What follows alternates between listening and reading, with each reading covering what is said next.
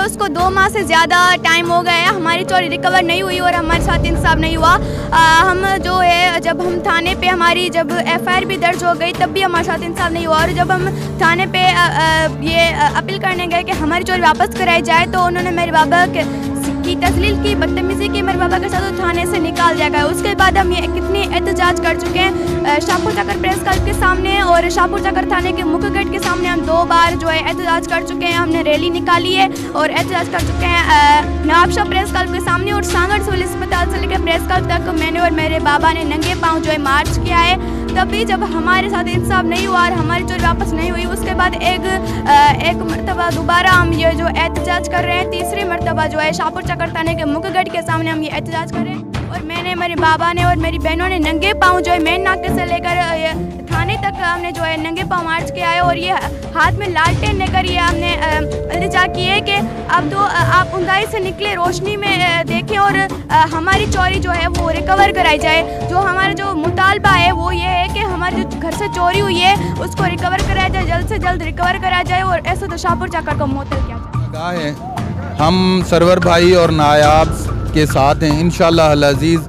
हर फोरम पर हम इनके साथ जो नाइंसाफ़ी हुई है, जब तक इनको इंसाफ नहीं मिलता, अदलिया, मीडिया, ह्यूमन राइट्स, इंशाअल्लाह अल अज़ीज़ जितने भी इदारे हैं हम हर फोरम तक जाएंगे और लीगल फोरम पे इंशाअल्लाह अल अज़ीज़ हाई कोर्ट तक, जिस कोर्ट में भी जाना पड़ा इंशाअल्लाह अल अज़ीज़ हम सपोर्ट करेंगे।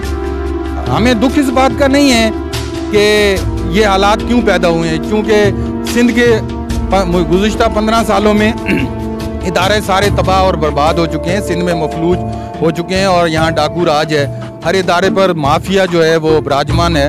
हमें इनसे उम्मीद तो नहीं है, क्योंकि देखिए 8 दिन गुजर चुके हैं, सांगड़ डिस्ट्रिक्ट में का SP नहीं है, सांगड़ डिस्ट्रिक्ट का SP नहीं है। सैकड़ों की तादाद में हेडक्वार्टर में SPs बैठे हुए हैं, CSP ऑफिसर, लेकिन सांगड़ में कोई भी IG SP नहीं भेज सकता। क्यों? क्योंकि यहाँ जितनी करप्शन, जितनी बेरहमी सांगड़ में है, करप्ट तरीन ब्यूरोक्रेसी सांगड़ में इस टाइम विराजमान है, करप्ट तरीन। यहाँ का अगर SP छुट्टी पे जाता है 3-3 महीने के लिए तो भी कोई SP नहीं आता। अफसोस और दुख की बात है, क्या ऑनेस्ट ऑफिसरों की कमी है? वो लाइन में बैठे हुए हैं, उनको यहाँ भेजने के लिए, क्योंकि उनका भत्ता बंद हो जाएगा, उनको मंशियात की जो मंथली मिलती है वो बंद हो जाएगी। यहाँ बच्चियाँ रोडों पे अपने फंडामेंटल राइट, अपने बेसिक हकूक़ के लिए रुल रही हैं, चीखें मार रही हैं, उनके साथ इंसाफ करने के लिए कोई ऑफिसर नहीं है।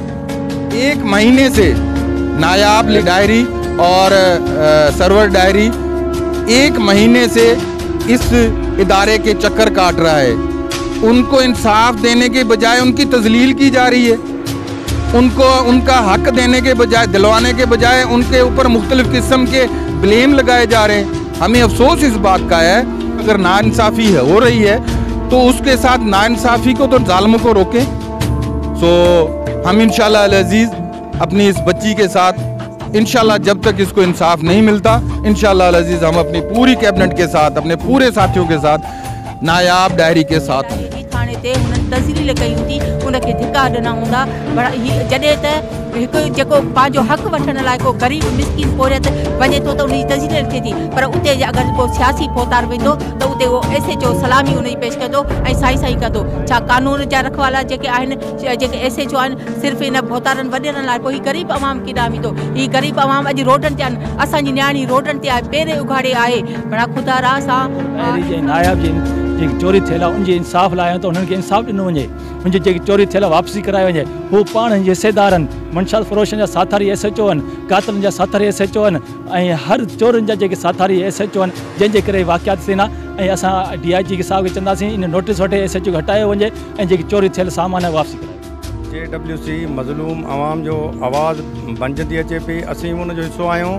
अॼु आऊं JWC जे प्लेटफॉर्म तां ही जेको इन नंढड़ी नायाब डायरीअ सां वाक़ियो पेश आयो आहे, उनजे घर मां जेकी चोरी थिया, पहिरियां त उन्हनि जे सख़्तु लफ़्ज़नि में मज़म्मत थो कयां ऐं IG सिंध खे इहो ॿुधाइण थो चाहियां त नायाब डायरी अकेली न आहे। तव्हां सिंध जे नियाणियुनि सां एतिरियूं ज़्यादतियूं कयो था, कम से कम त पंहिंजी अखि खोलियो, तव्हांखे ही मज़लूम नियाणियुनि सां को इंसाफ़ थिए। ही नियाणी 2 महीननि खां मुसलसल रोडनि ते आहे ऐं उन सां को इंसाफ़ न पियो थिए। SHO साम्हूं ही हिन जो हाउस आहे हिते, छो नथो अचे नियाणीअ खां हाल वाल पुछे त सिंध जी नियाणी सां एॾियूं ज़्यादतियूं थियनि पियूं, चोरी थिया, उनजो सॼो घर अल तल चोर ॿाड़े विया आहिनि। ही जेके चोरनि सरियाम दीदा दिलेरी सां घुमनि पिया, पुलिस इंतज़ामिया ख़ामोश तमाशाई बणियल आहे। ऐं IG सिंध खे अपील थो कयां त ख़ुदा जे वास्ते हिन मज़लूम नियाणीअ सां इंसाफ़ पकड़जनि नथा। अहिड़ा चोर ॾाढा थी विया आहिनि पुलिस खां, जो हिननि खे ही शाहपुर जे शहर में हिननि खां जेका ऐसा चोर नथा पकड़िया थियनि ऐं हिन जूं नियाणियूं जेके आहिनि हिननि जी तइलीम मुतासिर थिए थी। हिन जी घरवारी आहे, घर ॿार छॾे हीउ जेको आहे सो 2 महीननि खां यको सरापा एहतजाज आहे ऐं हिननि जे हुक्मराननि जे कन ते, हिननि SHO जे कन ते जूं बि कोन थी सुरे। हीअ जेके आहिनि से अंधा गूंगा बोड़ा थिया वेठा आहिनि ऐं जेका आहे पुलिस तहफ़ुज़ लाइ हूंदी आहे। जेकॾहिं हीअ तहफ़ुज़ नथा ॾेई सघनि, माण्हुनि खे इंसाफ़ नथा ॾेई सघनि, त पोइ हिन SHO खे कुर्सीअ ते वेहण जी हक़ु कहिड़ो आहे? ऐं जेके हिते असां जिन जे आशीर्वाद ते ही वेठो आहे, असीं उन्हनि खे जेको आहे सो हिकिड़ी रिक्वेस्ट था कयूं त हिननि खे लाहे ऐं को चङो सुठो इंसाफ़ वारो ऑफिसर मुक़ररु कयो वञे, शाहपुर में अमन अमान बहाल कयो वञे। हीअ नवाब शाह एहतजाज कयो आहे, सांगड़ एहतजाज कयो आहे, अञा ताईं जेको आहे सो कंहिंजे कन ते जूं नथी सुरे ऐं हाणे ही एहतजाज जेको आहे सो सॼी सिंध में थींदो।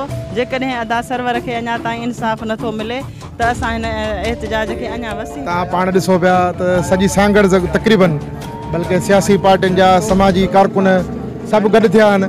वाक़ियो छा आहे? वाक़ियो आहे त हिकिड़े शरीफ़ माण्हू, लोअर मिडिल क्लास माण्हू जे घरां चोरी थी आहे, उहा चोरी वापसि नथी थिए।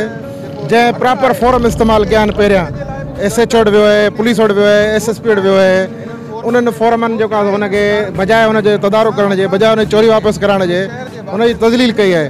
ऐं अॼु जेको आहे सो असां हिते सभु माण्हू पहुता आहियूं त हिते जेको आहे थाणे जाॾो वेठा आहियूं। SHO साहिब खे गुज़ारिश था कयूं, बाबा तुंहिंजी कहिड़ी ईगो जेको आहे सो हर्ट थी आहे, तूं कहिड़ो मसइलो बणायो वेठो आहीं त तूं बजाए जेको आहे सो हिकिड़े भाॻे जो साथ ॾियण जो तूं चोरनि जो साथारी बणिजो वेठो आहीं। तूं जेकॾहिं नथो इंसाफ़ ॾियारी, इन जो मतिलबु इहो आहे त तूं चोरनि जो साथारी आहे।